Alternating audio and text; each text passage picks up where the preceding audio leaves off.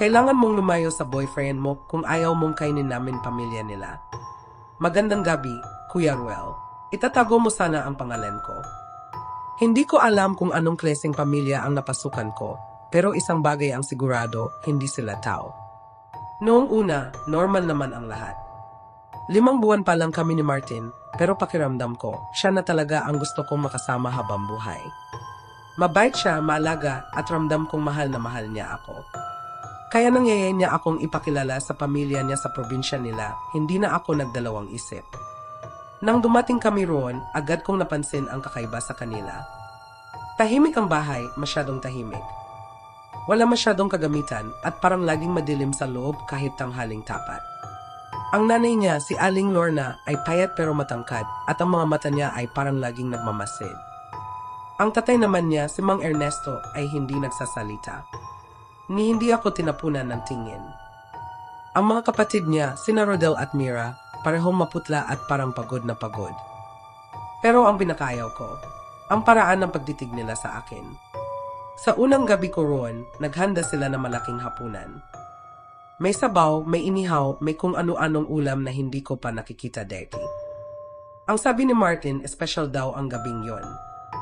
Nang inabot ni Aling Lorna ang mangkok ng mainit na sabaw, gumiti siya sa akin. Tikman mo, Iya. Paborito yan ng pamilya namin. Sumimsim ako ng konti. Marabang. May kakaibang aftertaste. Pero bago ko pa may buka ang bibig ko para nagsalita si Mira. Masarap ba? Tanong niya sabay ngiting kakaiba. Parang may mali sa ngiti niya. Parang pilit. Parang. Naninuksaw. Anong karnto tinong kayo?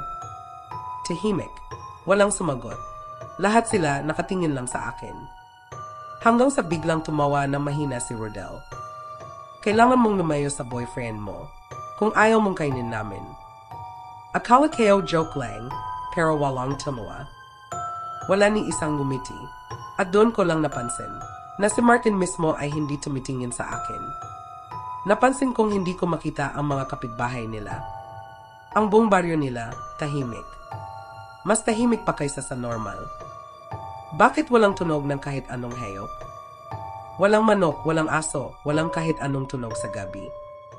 Nang tinanong ko si Martin, gumiti lang siya. Sanay na sila rito. Sanay saan? Sanay sa amin. Biglang bumagsak ang isang tinidor sa sahig. Mabilis akong napatingin kay Aling Lorna. Nakatingin siya sa akin.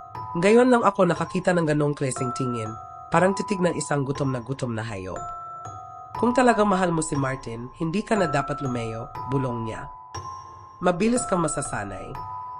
Kinagabihan, hindi ako makatulog. Lahat ng balahibo ko sa katawan naninindig. Nagising ako sa tunog na mahihinang yabag sa labas ng kwarto. Dahan-dahan akong lumapit sa pinto at sinilip ko ang siwang. Doon ko sila nakita, nakatayo lang sa dilim. Lahat sila, nakanggiri.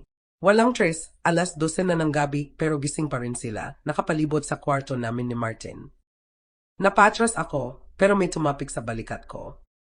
Si Martin. At doon ko lang napansin ang ngiti niya. Mas madilim, mas hindi natural. Bumulong siya sa tenga ko. Wala ka ng tatakasan.